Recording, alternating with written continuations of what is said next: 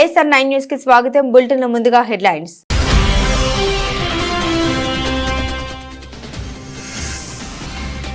దేశాధినేతలతో భారత ప్రధాని మోదీ కీలక భేటీలు. దేశాల ప్రజల మధ్య సంబంధాలను బలపరిచేందుకు పనిచేస్తామని వెల్లడి.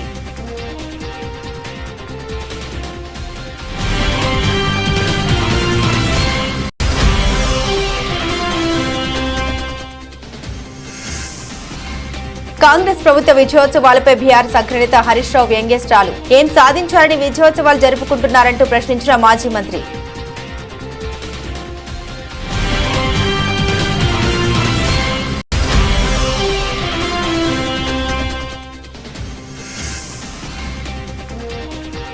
ముస్తాబైన కాలేజీ కళాక్షేత్రం నేడు సీఎం రేవంత్ రెడ్డి చేతుల మీదుగా ప్రారంభం.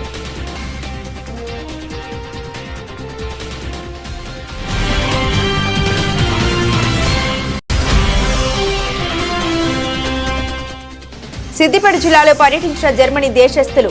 సిద్దిపేట కోమటి చెరువు వద్ద డైనోసార్ పార్కును సందర్శించి అభివృద్ధిని కొనియాడిన జర్మనీ వాసులు.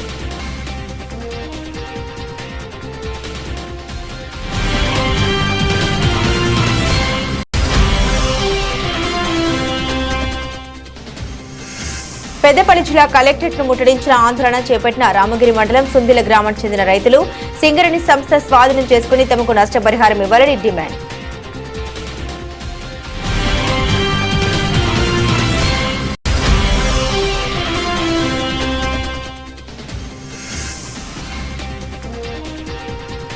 శబరిమలకు భారీగా అయ్యప్ప భక్తులు. స్వామివారి దర్శనానికి 10 గంటల సమయం.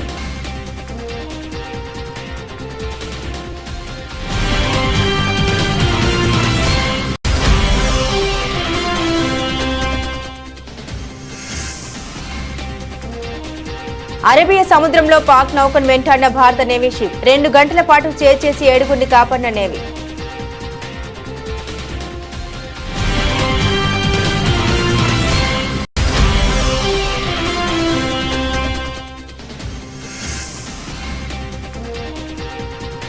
లాభంలోకి దేశీయ సూచీలు. వరుస నష్టాల నుండి లాభాల జోష్తో ప్రారంభం.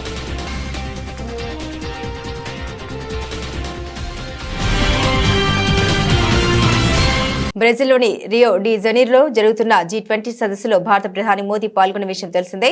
ఈ సందర్భంగా ఆయన పలువురు దేశాధినేతలతో ప్రత్యేకంగా సమావేశమయ్యారు. ఫ్రాన్స్ అధ్యక్షుడు ఇమ్మాన్యుయల్ మేక్రాన్, బ్రిటన్ ప్రధాని కీర్ స్మార్టర్ తదితరులతో చర్చించిన విషయాలపై మోదీ ట్విట్టర్ వేదికగా వెల్లడించారు. నా స్నేహితుడు ఇమ్మాన్యుయల్ మేక్రాన్ ను కలవడం ఎంతో సంతోషంగా ఉందని మోదీ పేర్కొన్నారు. భారత్, ఫ్రాన్స్ అంతరిక్షం, ఇంధనం, AI వంటి ఇతర రంగాల్లో సన్నిహితంగా పనిచేయడంపై చర్చించామని రాసుకొచ్చారు. ఇరు దేశాల ప్రజల మధ్య సత్సంబంధాన్ని బలపరిచేందుకు పనిచేస్తామని అన్నారు. అలాగే ఈ ఏడాది ప్రారంభంలో పారిస్ వేదికగా జరిగిన ఒలింపిక్స్ ను సమర్థవంతంగా నిర్వహించారని మేక్రాన్ ను ప్రశంసించినట్లు మోదీ తెలిపారు. బ్రిటన్ ప్రధాని కీర్ స్మార్టర్ తో చర్చల విషయంపై రాబోయే కాలంలో సాంకేతికత, గ్రీన్ ఎనర్జీ, భద్రత, ఆవిష్కరణ వంటి రంగాల్లో కలిసి పనిచేసేందుకు ఆసక్తిగా ఉన్నామని వెల్లడించారు. వాణిజ్యంతో పాటుగా సాంస్కృతిక సంబంధాలను సైతం బలపరచాలని భావిస్తున్నట్లుగా మోదీ పేర్కొన్నారు. మరోవైపు Italy, UK, Indonesia, Norway, Portugal సహా పలు దేశాధినేతలతో కూడా మోదీ భేటీ అయ్యారు.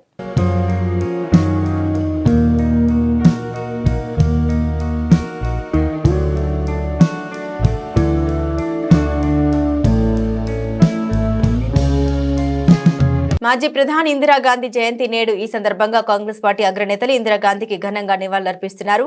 మంగళవారం ఉదయం కాంగ్రెస్ పార్టీ అధ్యక్షుడు మల్లికార్జున ఖార్గే లోక్సభలో ప్రధాన ప్రతిపక్ష నేత రాహుల్ గాంధీ నివాళులర్పించారు. ఢిల్లీలోని శక్తిస్థల్లో ఉన్న ఇందిరాగాంధీ సమాధి వద్ద పుష్పాంజలి ఘటించారు. అనంతరం జరిగిన సర్వమత ప్రార్థనలో పాల్గొన్నారు. దివంగత ప్రధాని ఇందిరాగాంధీ జయంతి సందర్భంగా హైదరాబాద్ లోని నెక్లెస్ రోడ్ లో గల PV మార్క్ వద్ద ఉన్న ఇందిరాగాంధీ విగ్రహానికి deputy CM Bhatti Vikramarka, PCC అధ్యక్షులు మహేష్ కుమార్ గౌడ్ పూలమాల వేసి నివాళులర్పించారు. ఈ సందర్భంగా ఆయన మీడియాతో మాట్లాడారు. దేశ అభిమానం లేని వారే ఇందిరాగాంధీపై విమర్శలు చేస్తున్నారని డిప్యూటీ సీఎం భట్టి విక్రమార్క పేర్కొన్నారు. ఉద్దేశపూర్వకంగా దేశ తొలి మహిళా ప్రధాని నెగిటివ్ గా చూపిస్తున్నారని విమర్శించారు. మాజీ ప్రధానిపై తప్పుడు ప్రచారం చేస్తూ దేశాన్ని విభజించి లబ్ధి పొందాలని చూస్తున్నారని ఆగ్రహం వ్యక్తం చేశారు. ప్రపంచ స్థాయిలో భారత్ను నిలబెట్టడంతో దివంగత మాజీ ప్రధాని ఇందిరా కీలక పాత్ర పోషించారన్నారు. దేశ సమగ్రత కోసం ప్రాణాలు విడిచారన్నారు.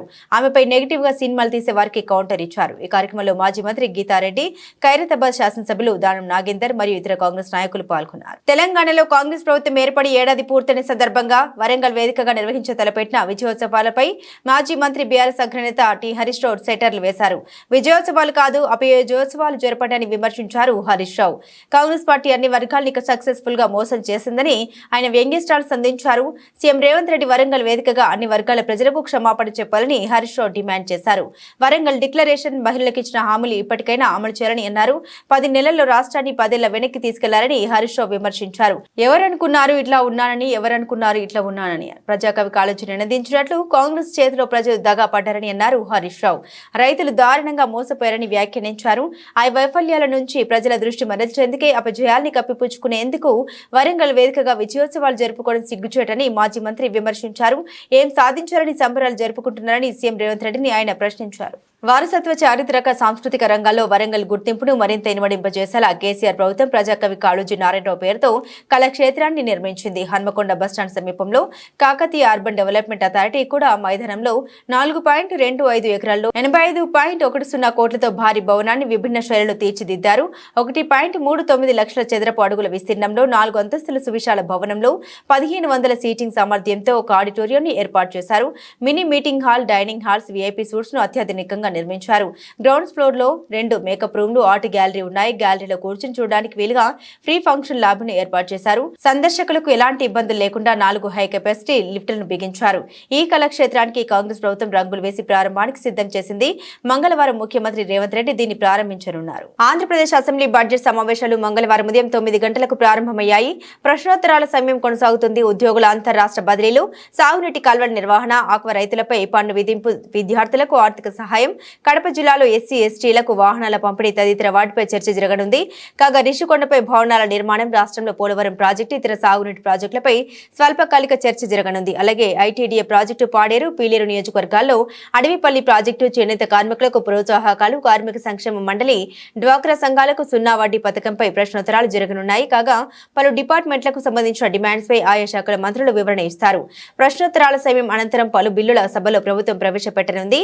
ఆంధ్రప్రదేశ్ కోఆపరేటివ్ సొసైటీస్ చట్ట సవరణ బిల్లు 2024, ఆంధ్రప్రదేశ్ ఎక్సైజ్ చట్ట సవరణ బిల్లు, ఏపీ ప్రొహిబిషన్ చట్ట సవరణ బిల్లు, ఇండియా మెడ్ లిక్కర్, ఫారెన్ మెడ్ లిక్కర్ చట్ట సవరణ బిల్లుల్ని సర్కార్ ప్రవేశపెట్టనుంది. మాజీ ప్రధాని స్వర్గీయ ఇందిరాగాంధీ 107వ జయంతి సందర్భంగా భూపాలపల్లి కాంగ్రెస్ పార్టీ కార్యాలయంలో కేక్ కట్ చేసి జన్మదిన వేడుకలు ఘనంగా నిర్వహించారు. ఈ వేడుకల్లో భూపాలపల్లి ఎమ్మెల్యే గంట సత్యనారాయణరావు పాల్గొన్నారు. అనంతరం వరంగల్ ఆర్ట్స్ అండ్ సైన్స్ కళాశాల ప్రాంగణంలో జరిగే ప్రజాపాలన విజయోత్సవ సభకు జిల్లా కాంగ్రెస్ పార్టీ కార్యాలయం నుండి బయలుదేరిన వాహనాన్ని ఎమ్మెల్యే జెండా ఊపి ప్రారంభించారు. ఈ సందర్భంగా ఎమ్మెల్యే గంట సత్యనారాయణరావు మాట్లాడుతూ తెలంగాణలో ప్రజాపాలన విజయోత్సవం సభ నిర్వహించుకోవడం ఎంతో సంతోషంగా ఉందన్నారు. సీఎం రేవంత్ రెడ్డి నాయకత్వంలో వరంగల్లో డిక్లరేషన్ సభ నిర్వహించి ఆ రోజు ఆ సభలో ఇచ్చిన మాట ప్రకారం ప్రజలకు 6 గ్యారెంటీలను అమలు పరుస్తూ పేద ప్రజలకు సంక్షేమ పథకాలు అందిస్తున్నామని అన్నారు. కాంగ్రెస్ ప్రభుత్వం ఏర్పడి గడిచిన సంవత్సరం కాలంలో పేదలకు సంక్షేమ ఫలాలు అందిస్తూ నేడు Warangal arts and science college ప్రాంగణంలో ప్రజాపాలన విజయోత్సవ సభకు సీఎం రేవంత్ రెడ్డి హాజరైన నేపథ్యంలో భూపాలపల్లి నుండి పెద్ద మొత్తంలో కాంగ్రెస్ పార్టీ శ్రేణులు, ప్రజలు, మహిళలు, అభిమానులు తరలి వెళ్తున్నారని ఈ సందర్భంగా ఎమ్మెల్యే గంట సత్యనారాయణరావు తెలిపారు. నేటి సభతో మరింత ఉత్సాహంతో తెలంగాణలో మరిన్ని అభివృద్ధి సంక్షేమ ఫలాలు ప్రవేశపెట్టి తెలంగాణను సీఎం రేవంత్ రెడ్డి నాయకత్వంలో అభివృద్ధి రాష్ట్రంగా తీర్చిదిద్దబోతున్నామని ఆశాభావం వ్యక్తం చేశారు. గిద్దలూరు ఎమ్మెల్యే అశోక్ రెడ్డి అసెంబ్లీలో జిల్లాలో చిట్టచివరిగా ఉండే తన నియోజకవర్గం అభివృద్ధిలో వెనుకబడి ఉందని తెలిపారు.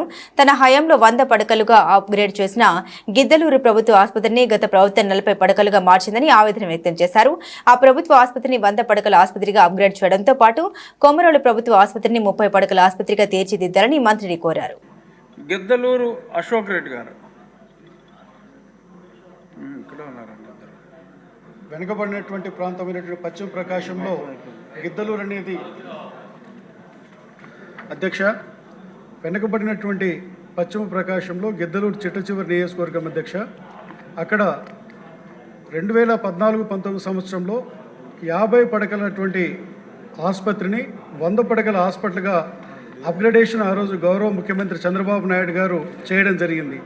అయితే ఆ యొక్క కన్స్ట్రక్షన్ని గత ప్రభుత్వము మొదలుపెట్టి దాన్ని 100 పడకల్ని 40 పడకల ఆసుపత్రి చేసింది. రివర్స్ పరిపాలన ధ్యేయంగా పరిపాలించిన గత ప్రభుత్వం.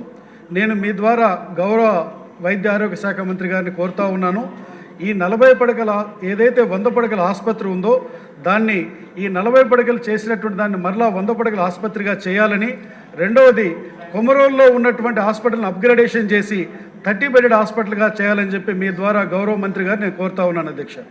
రైతులు దళార్ల చేతిలో మోసపోకుండా ఉండేందుకు ప్రభుత్వం ఐకేపీ ఫ్యాక్స్ ఆధ్వర్యంలో వరి ధాన్యం కొనుగోలు కేంద్రాల్ని ఏర్పాటు చేసిందని ఖానాపూర్ ఎమ్మెల్యే వెడ్మ బొజ్జు అన్నారు.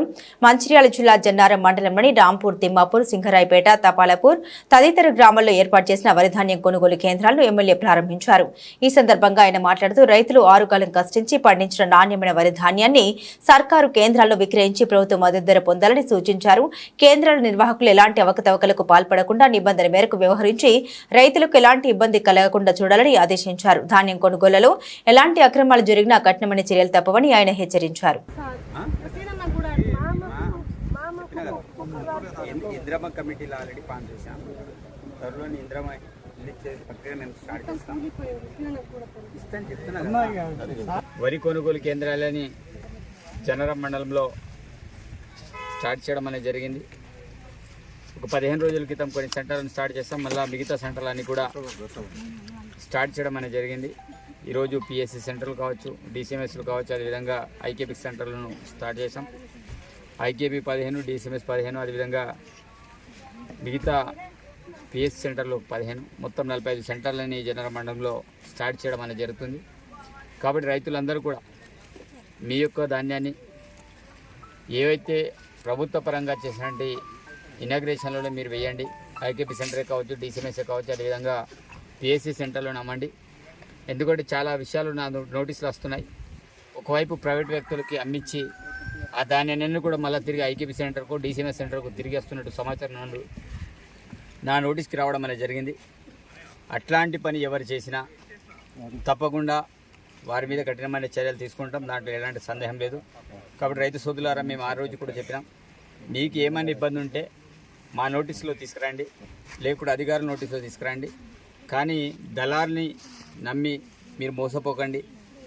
మోసం చేసే ప్రభుత్వం ఈ ప్రభుత్వం కాదు, ఇది మీ ప్రభుత్వం, మీరు అనుకున్న ప్రభుత్వం.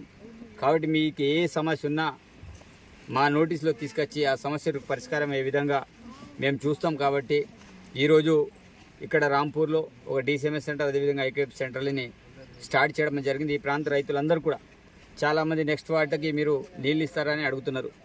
తప్పకుండా నెక్స్ట్ పంట కూడా నీళ్ళు ఇస్తాం, దాంట్లో ఎలాంటి సందేహం లేదు. చాలామంది పూడిక తీసే విషయంలో చాలామంది అపోహలు పడుతున్నారు, అసలు మనకు నీళ్ళు వస్తుందా రాదని. కానీ మేము అధికారులతో మాట్లాడడం అనేది జరిగింది.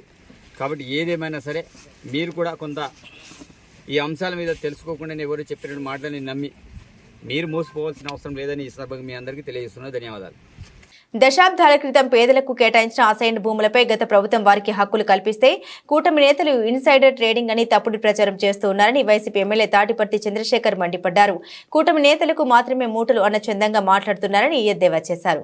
ఆ భూములన్నిటి మీద 20 సంవత్సరాల పై చిలుకు దాని మీద స్వాధీనంలో ఉన్నటువంటి వారికి, వారికి కేటాయించి 20 సంవత్సరాలు దాటినటువంటి వారికి ఆ భూముల మీద హక్కు కల్పిస్తూ అనేక చుక్కల భూములు కానీ, అసైన్డ్ భూములు కానీ, ఇనాం భూములు కానీ, అలాగే సర్వే ఇనాం కానీ, షరతులతో కూడినటువంటి పట్టా భూములను కానీ, వీటన్నిటి మీద నిపుణులతోటి సలహాలు తీసుకొని వారి సూచనల మేరకు ఈ రాష్ట్రంలో పేదవాడుగానే ఉండడానికి వీల్లేదు.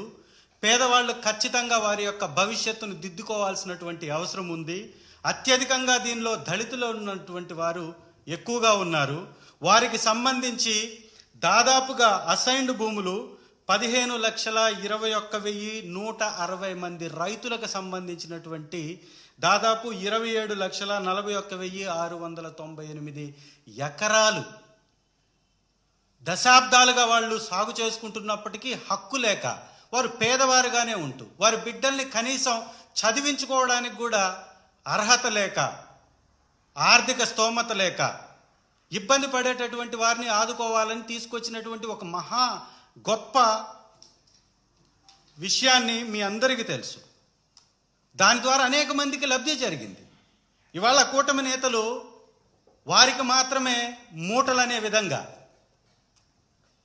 మంత్రి గారు అనగాని సత్యప్రసాద్ గారు ఈరోజు వారు కొన్ని వ్యాఖ్యలు చేశారు. అసెంబ్లీ సాక్షిగా కీలకమైనటువంటి వ్యాఖ్యలు చేశారు. 25,000 ఎకరాల అసైన్డ్ భూమి రిజిస్టర్ అయ్యాయంటే ఎందుకయ్యా మీకు అంత కడుపుమంట? ఏం కాకూడదా? పేదవాడు పేదవాడిగానే ఉండాలా? పెత్తందారి లాగానే ఉండాలా?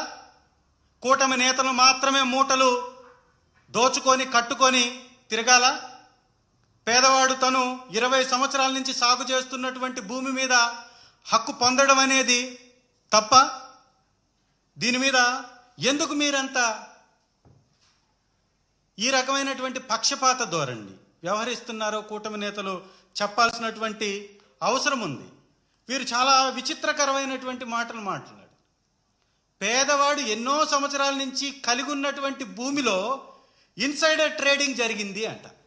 ఎలా జరుగుతుంది సార్? మంత్రి గారు, మీరు నిజంగా స్పృహుండే మాట్లాడుతున్నారా? దీని మీద అవగాహన ఉండే మాట్లాడుతున్నారా? ఈ భూమి దశాబ్దాలుగా ఆ పేదవాళ్ళ దగ్గర ఉంది, ఆ దళితుల దగ్గర ఉంది, ఆ వెనుకబడినటువంటి వర్గాల దగ్గర ఉంది, ఆ మైనారిటీ సోదరుల దగ్గర ఉంది. దీనిలో ఇన్సైడ్ ట్రేడింగ్ ఎలా జరుగుతుంది? అంటే పేదవాడు ఎదగటాన్ని చూడలేనటువంటి కూటమి, పేదవాళ్ళని బాగు చేస్తుంటే అడ్డుకునేటటువంటి కార్యక్రమాలకు పాల్పడుతూ వాటిని అడ్డుకోవటానికే ఒక ప్రణాళికాబద్ధంగా ఇవాళ సత్యప్రసాద్ గారితో, మంత్రి గారితో ఈ వ్యాఖ్యలు చేసినట్టుగా ఈ కూటమి ప్రభుత్వాన్ని మనం ఒక్కసారి గమనించవచ్చు. పెద్దపల్లి జిల్లా కలెక్టరేట్ వద్ద రామగిరి మండలం సుందిల్ల గ్రామానికి చెందిన వందలాది మంది రైతులు కలెక్టరేట్ ముట్టడించి ఆందోళన చేపట్టారు. తమ భూముల చుట్టూ సింగరేణి సంస్థ ఓపెన్ కాస్ట్ పేరిట మట్టి కుప్పలు పోసి వ్యవసాయాన్ని దెబ్బతీస్తుందని ఆవేదన వ్యక్తం చేశారు. తాత ముత్తాతల కాలం నుండి సాగు చేసుకుంటున్న వందలాది ఎకరాల సాగు భూమిని సింగరేణి సంస్థ స్వాధీనం చేసుకుని తమకు నష్టపరిహారం ఇవ్వాలని డిమాండ్ చేశారు. కలెక్టర్ కోయ శ్రీహర్ష తమ సమస్యను పరిష్కరించాలని విన్నవించారు. భూములు సర్వే చేయించి వీలైనంత తొందరగా నష్టపరిహారం ఇస్తామని కలెక్టర్ ఇచ్చిన హామీతో ఆందోళన విరమించారు. మా గ్రామ పరిస్థితి అంటే ఒకప్పుడు మా గ్రామంలో ఉమ్మడి కరీంనగర్ జిల్లా 2 పంటలు పండేది మా గ్రామంలో. ఇప్పుడు ప్రాజెక్ట్ వచ్చి అటు పంట లేకుండా అయిపోయింది, ఇటు ఓసీ5 అనేది వచ్చి ఇటు నుంచి కూడా మాకు పంట లేకుండా చేసారు. సరే సార్, మేము పంట చేసుకునే వాళ్ళని బంద్ చేసి మీకు కాంపెన్సేషన్ ఇస్తాం, మీరు ఓసీకి సహకరించాలి ఓసీ5 కంటే రైతులందరం కనీసం ఏమనకుండా సార్ మీరు న్యాయం చేస్తున్నారు అంటే మేమేమని మా పొలాల నుంచి రోడ్ ఇచ్చినాం. అలాంటి ఇప్పుడు సర్వీస్ రోడ్డు మంత్రిని పోయే రోడ్డు మా భూములలోనే ఉన్నది. వాళ్ళు ఏం చేశారు, ఒక 6 నెలల పైలితాన్ని సర్వే చేసి 2-3 సంవత్సరాలు గడిపి వాళ్ళది ఏం చేసినంటే ఆ సర్వే మంచిగా లేదట, దాని మీద మాకు కంప్లైంట్స్ వచ్చినాయి, మాకు విజిలెన్స్ అయింది, అదైంది, మేము మళ్ళీ రీసర్వే చేస్తామని అన్నారు. ఏం చేయమండి సర్వే మళ్ళీ రీసర్వే చేసి రీసెంట్గా మొన్న రీసర్వే చేసారు. అప్పటి కలెక్టరు జేసీ గారు అందరూ వచ్చి మాకు మీకు న్యాయం చేస్తామయ్యా మీరు రోడ్డు ఇవ్వండి అంటే అప్పుడు ఇచ్చినాం. ఇప్పుడు ఈ కలెక్టర్ గారు కూడా వచ్చారు మా దగ్గరికి వచ్చి భూములు ఇవ్వండి మీకు న్యాయం చేస్తాం, మీరు గొడవకు దిగవద్దు, ఏం చేయొద్దు, మీకు మేము న్యాయం చేస్తాం కదా అని వీళ్ళు కూడా మాట ఇచ్చేసరికి మేము వదిలేసినాం. అయితే ఏం చేశారు అంటే ఈ 4 సంవత్సరాల గ్యాప్లో మమ్మల్ని ఆ పొలాలలో పోకుండా వేసారు. పొలాలలో పోకుండా వేసి మొన్న లాస్ట్ వరకు సింగరేణికి కావాలని రెచ్చగొట్టి మీరు ఎవరైనా ఫోటోలు దిగండి, 4 సంవత్సరాలు బీడున్నాక భూమి బీడే ఉంటుంది కానీ 4 సంవత్సరాలు మమ్మల్ని పంట తీసుకొని తెలియరు. అది ఎక్కడదక్కడ తుమ్మలు మొలిసి ప్లేన్ ఉన్న వాళ్ళే ఇక మీరు ఎవరైనా దిగండి, మేము డబ్బులు ఇస్తాం, దిగిన వాళ్ళకన్నా సింగరేణి కొంతమందిని కన్వెంట్ చేసుకొని ఇట్లా ఒక ఇల్లు తయారు చేసి మళ్ళీ లాస్ట్ మొన్న ఒక సర్వే చేసారు. ఆ సర్వే కూడా వాస్తవంగా అంతా బరాబరే ఉన్నది. కాకపోతే 269 ఎకరాలల్లా ఒక 69-70 ఎకరాలు డిస్ప్యూట్ ఉన్నది. 200 ఎకరాల అలా రైతులు అందరూ క్లియర్గా ఉన్నారు. ఆ సర్వే కూడా వాళ్ళు కరెక్ట్ బిట్టు స్టడీ అయ్యాక ఒకరి నెంబర్ ఒకరు రాసుట్లా వీళ్ళు ఎంఆర్ఓ దగ్గరికి పరుగులు తీసారు. అయితే ఇది జరిగింది. అయితే ఇది జరిగినప్పుడు జిఎం గారి దగ్గర పోతే మొన్న వచ్చి ఊర్లోకి వచ్చి జిఎం మీటింగ్ పెట్టి నేను మిమ్మల్ని కలెక్టర్ దగ్గర తీసుకోవద్దా, దాని మీద మాట్లాడదా, మీకు తొందరగా న్యాయం చేస్తాను అన్నాడు. అయితే ఈరోజు ఏంటంటే ఫస్ట్ నుంచి ఒక 390 నెంబర్ అనేది వీళ్ళు డబ్బులు ఇవ్వనని చెప్తాను, సర్వే నెంబర్. దాని పరిస్థితి అంటే 390లో కంప్లీట్ రైతులు 390లే ఉన్నారు. ఉన్న రైతులంతా ఎస్సీ ఎస్టీ బీసీలే. గత 40 సంవత్సరాలు మా తండ్రులు తాతల నుంచి మాకు అదే జీవనాధారం, మాకు వేరే ఆధారం కూడా లేదు. అత్తే గోర కనుక వచ్చి బతకాలి, లేదంటే ఆ ఊళ్ళో వ్యవసాయం చేసుకుందామంటే అది కూడా తీసేసారు. దీనివల్ల మేము కుటుంబాలను నాశనం అవుతానే, మాకు ఇంకైనా న్యాయం చేయండి అని చెప్పి మేము అర్జిస్తే సిగరెట్ జిఎం ఊళ్ళోకి వచ్చి నేను మీటింగ్ పెడతాను పెట్టి మీరు రండి అని కలెక్టర్ దగ్గర తీసుకుపోతాను. ఇప్పటికి 5 రోజులు 5 సార్లు అయినా దొరకలే. మేమే స్వయంగా కలెక్టర్ గారి దగ్గరికి వచ్చినాము. కలెక్టర్ గారు ఏమన్నారంటే సానుకూలంగానే స్పందించారు. మీరు ఆ 390 దాని గురించి లిస్ట్ రాసి మాకు అప్పచెప్పండి, మిగతా నేను చెప్తా, అది ఎంఆర్ఓ దగ్గర లిస్ట్ ఉన్నది, దాని మీద కన్క్లూజన్ ఉన్నదట, అదేదో నేను చూస్తాను అన్నాడు. అంగన్వాడీ వర్కర్ల సమస్యలపై కీలక ప్రకటన చేశారు మంత్రి గుమ్మిడి సంధ్యారాణి. నవంబర్ 16న అంగన్వాడీ కార్యకర్తలు, మినీ కార్యకర్తలు జిల్లా స్థాయిలో కలెక్టరేట్ వద్ద ఆందోళన మా దృష్టికి వచ్చాయని తెలిపారు మంత్రి గుమ్మిడి సంధ్యారాణి. అంగన్వాడీ సిబ్బంది యొక్క ప్రతి సమస్య మీద ప్రభుత్వం చాలా సానుకూలంగా ఉందని, దశల వారీగా అంగన్వాడీలతో చర్చించి ప్రతి సమస్య పరిష్కారానికి చర్యలు తీసుకుంటామని ప్రకటించారు. సమ్మె ఆందోళన ద్వారా మాత్రమే సమస్యలు పరిష్కరించబడవని వివరించారు. అంగన్వాడీ సిబ్బందికి గ్రాట్యుటీ చెల్లింపు విషయం ప్రభుత్వ పరిశీలనలో ఉందన్నారు. అంగన్వాడీ సిబ్బంది సానుకూల దృక్పథంతో ఆలోచించి సేవల్లో ఎటువంటి ఆటంకం కలగకుండా చూడాలని కోరారు. ప్రభుత్వం ఈ సమస్యల పరిష్కారానికి చిత్తశుద్ధితో కృషి చేస్తుందని హామీ ఇచ్చారు మంత్రి గుమ్మిడి సంధ్యారాణి. ఏపీలో 55,607 అంగన్వాడీ కేంద్రాలు పనిచేస్తున్నాయన్నారు. 5,31,446 గర్భవతి బాలింత తల్లులు, 13,03,384 మంది 3 సంవత్సరాలలోపు పిల్లలు, 7 లక్షల మంది 3 నుండి 6 సంవత్సరాల మధ్య వయసు పిల్లలకు ఆరోగ్య పోషకాహార సేవలు అంగన్వాడీ సిబ్బంది అందిస్తుందని వివరించారు. అంగన్వాడీ కార్యకర్త సహాయకురాలు తల్లి పిల్లల ఆరోగ్యానికి చేస్తున్న కృషి అభినందనీయమన్నారు. ప్రీ స్కూల్ కార్యక్రమాల నిర్వహణలో కార్యకర్తలు చక్కగా పనిచేయట కేంద్రాల సందర్శనలో గమనించామని పేర్కొన్నారు. అధ్యక్ష, సంపూర్ణ ప్లస్ వీటన్నిటికీ అలాగే గిరి గోరుముద్దలు ఇవన్నిటి కలిపి బాల సంజీవిని అని ఒక పేరు పెట్టి ఆ పథకం ఏర్పాటు చేయడం జరిగింది అధ్యక్ష. దీనిలో ఏంటంటే పూర్తిగా గిరిజనుల కోసం అడిగారు. గిరిజనుల కోసం అలాగే మైదాన ప్రాంతంలో ఉన్నటువంటి గర్భిణీలకి బాలింతలకి కూడా ఈ పథకం వర్తిస్తుంది అధ్యక్ష. ముఖ్యంగా టోటల్గా బాల సంజీవిని గిరిజన ప్రాంతాల్లో 8,311 మంది ఉన్నారు అధ్యక్ష. అలాగే జనరల్గా ఉన్న వాళ్ళలో 47,295 మంది ఉన్నారు అధ్యక్ష. మొత్తం 55,607 మంది ఈ బాల సంజీవిని ప్రోగ్రాంలో ఉన్నారు అధ్యక్ష. వీటికి ట్రైబల్ ఏరియాలో 65,65,63,00,000 ఏర్పాటు చేస్తున్నాం అధ్యక్ష.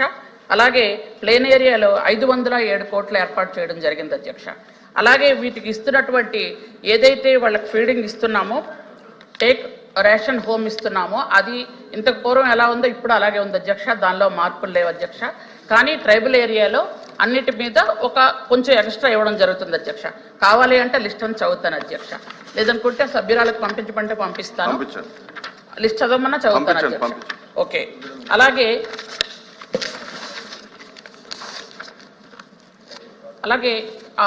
ఏదైతే సీమంతాలు కానీ అన్నప్రాసన కానీ ట్రైబల్ ఏరియాలో చేసుకోలేని పేదవాళ్ళ కోసం, అలాగే మైదాన ప్రాంతాల్లో కూడా ఎస్టీ ఎస్సీ బీసీల్లో చాలా పేదవాళ్ళు ఉంటారు అధ్యక్ష.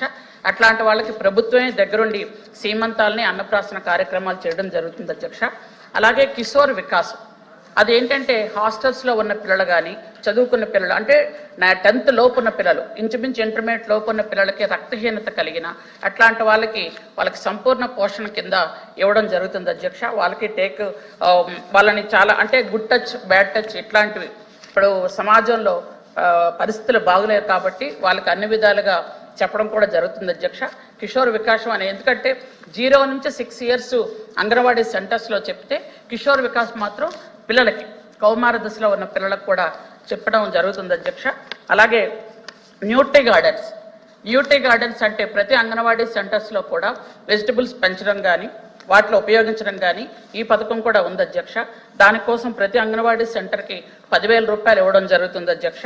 అలాగే ఇంకుడు గుంతల కోసం 16,000 రూపాయలు ఇస్తున్నాం అధ్యక్ష. అలాగే అక్కడ ఉన్నటువంటి అంగన్వాడీ సెంటర్స్ లో ఏవైనా సిద్దిపేట జిల్లాలో జర్మనీ దేశస్తులు పర్యటించారు. సిద్దిపేట కోమటి చెరువు వద్ద ఉన్న తెలంగాణ టూరిజం శాఖ నిర్మించిన డైనోసార్ పార్కును జర్మనీ దేశ పర్యాటకులు సందర్శించారు. హైదరాబాద్, సిద్దిపేట మరికొన్ని ప్రాంతాల్లో వారు ఈ దేశ సంస్కృతి సాంప్రదాయాన్ని వారు పరిశీలించారు. అలాగే ఇక్కడ నిర్మించిన డైనోసార్ పార్కును సందర్శించారు. పార్కు సందర్శించి కోమటి చెరువు అభివృద్ధిని కొనియాడారు. వావ్ డైనోసార్ పార్క్ అంటూ పార్కు చుట్టూ కలియ తిరిగారు. సరదాగా కాసేపు వారు పార్కులో గడిపారు.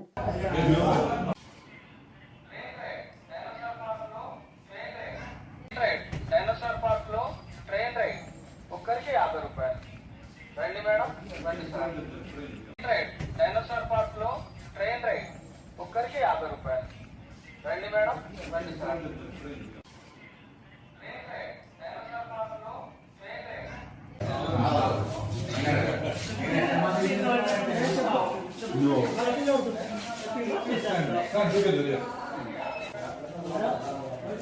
For what is it? Just you want to. Yeah, I'm doing fine. We enjoy this cave drive, and one of us, the strongest, gets scared about the dinosaur, and we have a lot of fun. Thank you. Bye bye. శబరిమలకు అయ్యప్ప భక్తులు భారీగా తరలివచ్చారు. దీంతో శబరిగిరుడు అయ్యప్ప నామస్మరణతో మారుమోగుతున్నాయి. పెద్ద సంఖ్యలో మాలదారులు రావడంతో స్వామివారి దర్శనానికి 10 గంటల సమయం పడుతుంది. సన్నిధానం నుండి పంబా వరకు అయ్యప్ప భక్తులు క్యూలైన్లో వేచి ఉన్నారు. మండల పూజ ప్రారంభం కావడంతో శబరిమలకు భక్తులు పెద్ద సంఖ్యలో తరలివస్తుండటంతో ట్రావెన్కోర్ ఆలయ కమిటీ తగిన ఏర్పాట్లు చేస్తుంది. ఇప్పటికే అయ్యప్ప దర్శనాల కోసం టైం స్లాట్ బుకింగ్ తప్పనిసరి చేసిన దేవస్థాన కమిటీ దర్శన సమయాన్ని 18 గంటలకు పొడిగించింది. అదేవిధంగా వర్చువల్ క్యూ బుకింగ్స్ ను ప్రారంభించింది. వర్చువల్ దర్శనానికి తొలి రోజే 30,000 మంది భక్తులు టికెట్స్ బుక్ చేసుకున్నారు. ఈ ఏడాది నిత్యం 80,000 మందికి దర్శనాలు కల్పించాలని నిర్ణయించారు. అయితే ఇందులో 70,000 మందికి ఆన్లైన్లో వర్చువల్ క్యూ టికెట్లు బుక్ చేసుకునేందుకు అవకాశం కల్పించగా మరో 10,000 మందికి శబరిమలలోనే 3 ప్రాంతాల్లో ఏర్పాటు చేసిన ప్రత్యేక కౌంటర్లో టికెట్ అందించనున్నారు. భారతీయ మత్స్యకారుల్ని బంధించి తీసుకెళ్తున్న పాకిస్తాన్ షిప్ ను భారత కోస్ట్ గార్డ్ షిప్ వెంటాడింది. అరేబియా సముద్రంలో దాదాపు 2 గంటల పాటు చేసి పాక్ అధికారుల చెర నుండి మత్స్యకారులను విడిపించింది. మత్స్యకారులను సురక్షితంగా తీరం చేర్చింది. భారత కోస్ట్ గార్డ్ అధికారులు వెల్లడించిన వివరాల మేరకు అరేబియా సముద్రంలో నో ఫిషింగ్ జోన్ సమీపంలో భారత మత్స్యకారుల బోటును పాక్ మారిటైమ్ సెక్యూరిటీ ఏజెన్సీ నౌక అడ్డగించింది. బోటుపై దాడి చేసి సముద్రంలో ముంచేసింది. 7 మత్స్యకారుల్ని బంధించి తమ దేశానికి తీసుకెళ్లేందుకు ప్రయత్నించింది. పాక్ నౌక దాడి చేయడం ప్రారంభించగానే మత్స్యకారులు భారత కోస్ట్ గార్డుకు సమాచారం అందించారు. తమను కాపాడాలని వేడుకున్నారు. దీంతో వెంటనే స్పందించిన అధికారులు కోస్ట్ గార్డ్ నౌకను మత్స్యకారుల రెస్క్యూ కోసం పంపించారు. భారత్ పాక్ మారిటైమ్ సరిహద్దుకు చేరుకున్న కోస్ట్ గార్డ్ నౌక పాకిస్తాన్ నౌకను వెంటాడి అడ్డగించింది.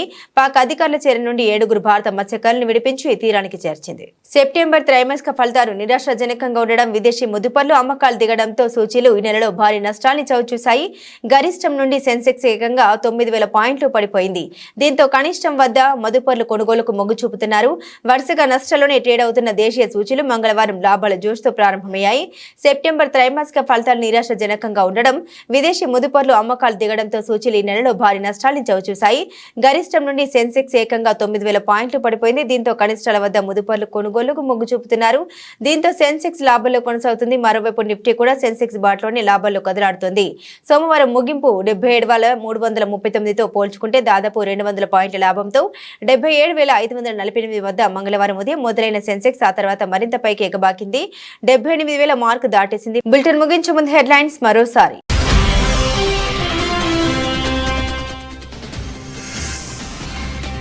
దేశాధినేతలతో భారత ప్రధాని మోదీ కీలక భేటీలు, దేశాల ప్రజల మధ్య సంబంధాలను బలపరిచేందుకు పనిచేస్తామని వెల్లడి.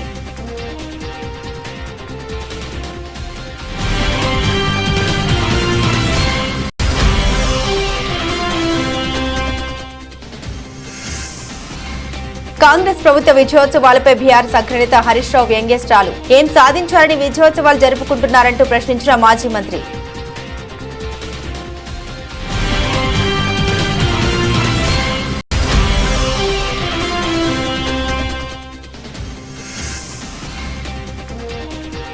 ముస్తాబైన కాలేజీ కళాక్షేత్రం నేడు సీఎం రేవంత్ రెడ్డి చేతుల మీదుగా ప్రారంభం.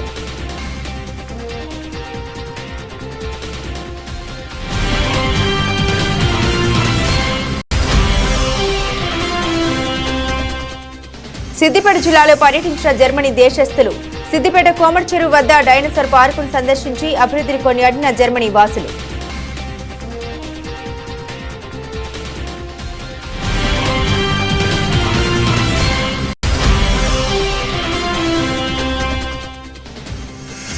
పెద్దపల్లి జిల్లా కలెక్టరేట్ ను ముట్టడించిన ఆందోళన చేపట్టిన రామగిరి మండలం సుందిల గ్రామానికి చెందిన రైతులు. సింగరేణి సంస్థ స్వాధీనం చేసుకుని తమకు నష్టపరిహారం ఇవ్వాలని డిమాండ్.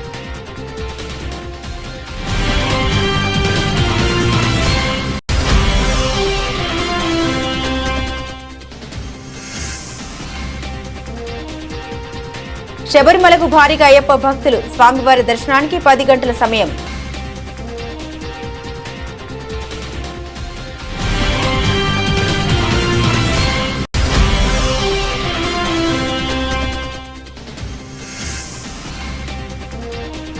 అరేబియా సముద్రంలో పాక్ నౌకను వెంటాడిన భారత నేవీ షిప్. 2 గంటల పాటు చేసి 7 కాపాడిన నేవీ.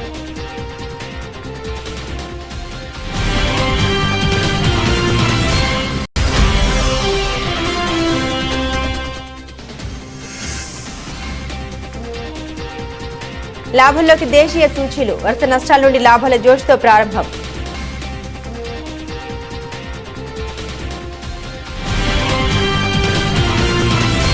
ఇవి ఈ బులెటిన్లోని విశేషాలు. తిరిగి మరో బులెటిన్తో మళ్ళీ కలుసుకుందాం. అంతవరకు సెలవు. నమస్కారం.